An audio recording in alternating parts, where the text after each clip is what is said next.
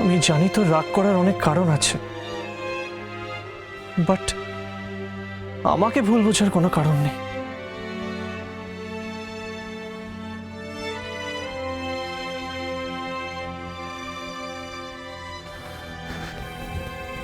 দিদিয়া, আমাকে একটা কথা বল, তোর সঞ্জয়দাকে ভালো লাগে?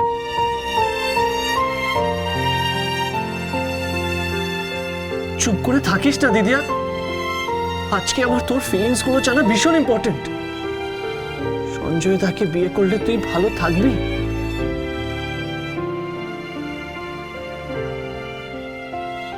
আদি, আমি ছেলেটার সাথে যতই ঝগড়া করি না কেন, এটা কোনোদিনও বলতে পারবো না যে সঞ্জয় ছেলেটা খারাপ। কিন্তু আদি, বিয়ে নিয়ে তো আমি কোনোদিনও ভাবিনি। আদি, আমার সাথে ওর কোনো মিল নেই। ব্যাস এইটাই জানার ছিল। এইদিকে দেখ, চোখের জল মুছে। রঞ্জন বোস যতই চেষ্টা করুক তোর আর সঞ্জয়ের বিয়ে করানো, আমি সেটা হতে দেব না, কিছুতেই না। আমি তোর পাশে আছি দিদি।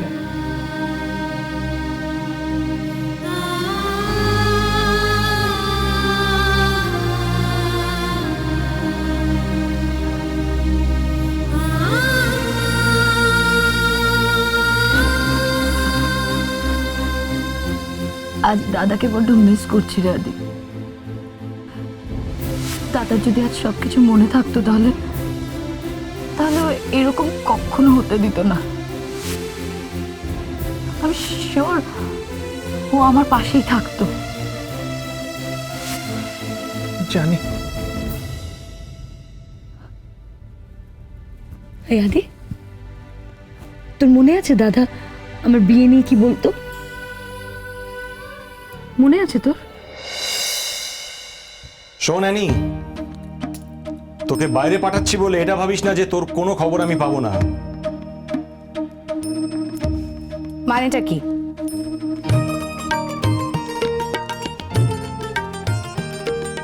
Very simple. দেখ, ওখানে গিয়ে তোর কাউকে না কাউকে পছন্দ তো হবেই, মানে প্রেমে টেমে তো পড়বি। তো প্রেমে পড়লে কিন্তু সবার আগে আমাকে বলিস। দাদা, তুই কি যে বলিস না। কি বলি? একদম ঠিক বলছি। তোকে নিয়ে আমার কত স্বপ্ন জানিস? তুই আমার একমাত্র ছোট্ট বোন, তোর বিয়ে আমি নিজে দাঁড়িয়ে থেকে দেব। একদম ঠিক বলছিস দা, দিদি আর বিয়েতে ভীষণ মজা হবে। হবেই, মজা হবে না?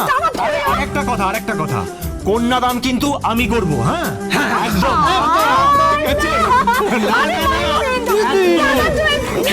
তুই কি?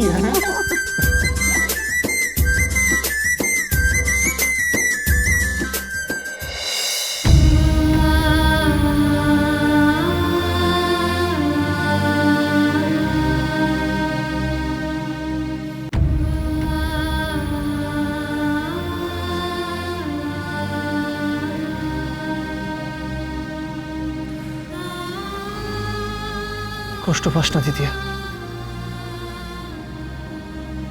আমি আছি তো।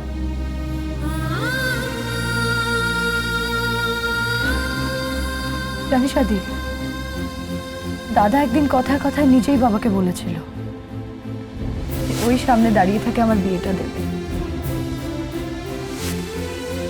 আমার কন্যাদান করবে। বাবা এই কথাটা ভুলে গিয়ে থাকলেও আমি কিন্তু ভুলিনি না। বাবার কাছে কি এসব ইমোশনসের কোনো ভ্যালু নেই?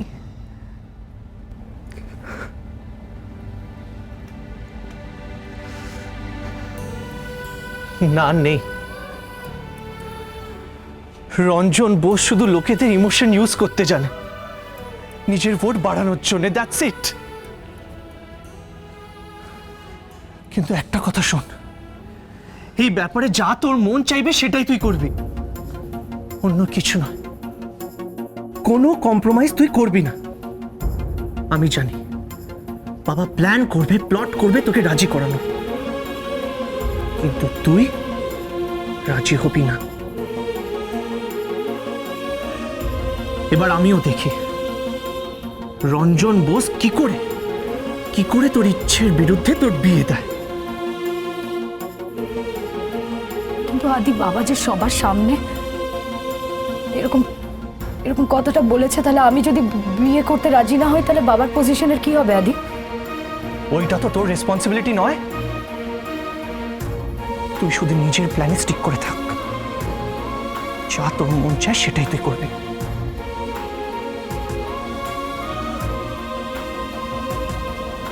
I am always with you, Didya.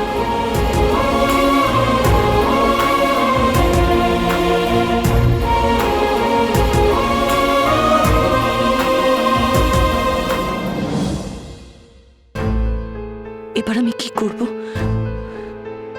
ভগবান আমার শক্তি দাও। বাড়িতে একটা অশান্তি আসতে চলেছে। এবার দিদি আর বিয়েটা কি করে হবে?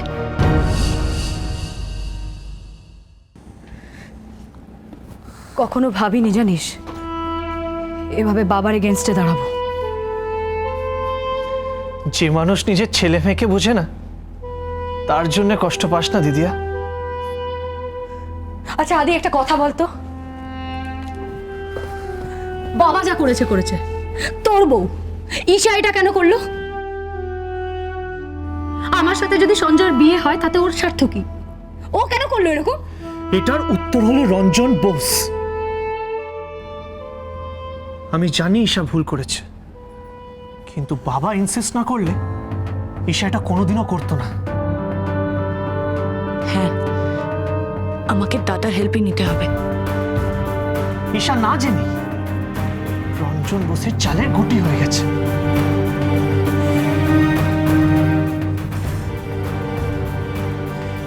ঈশাকে আমি একটু একটু করে খুব ভালোবাসতে শুরু করেছিলাম আগে।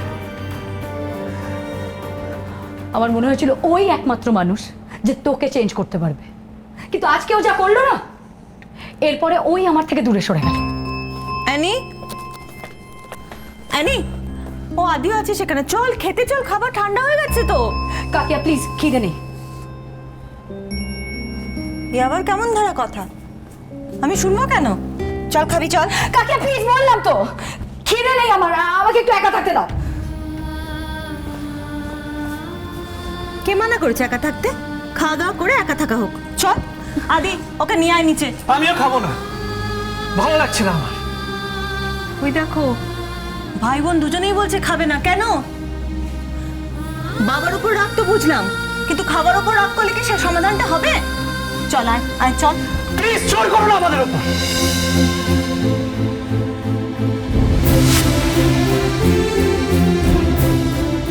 তোদের উপর জোর করবো না তো কার উপর জোর করবো?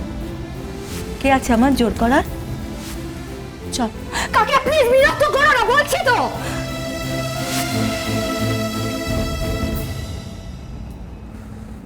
মাকে বলতে পারতি এরকম ভাবে?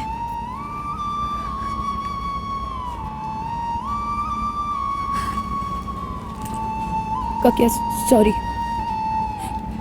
আমার আমার মাথাটা ঠিক নেই কাকিয়া, সরি।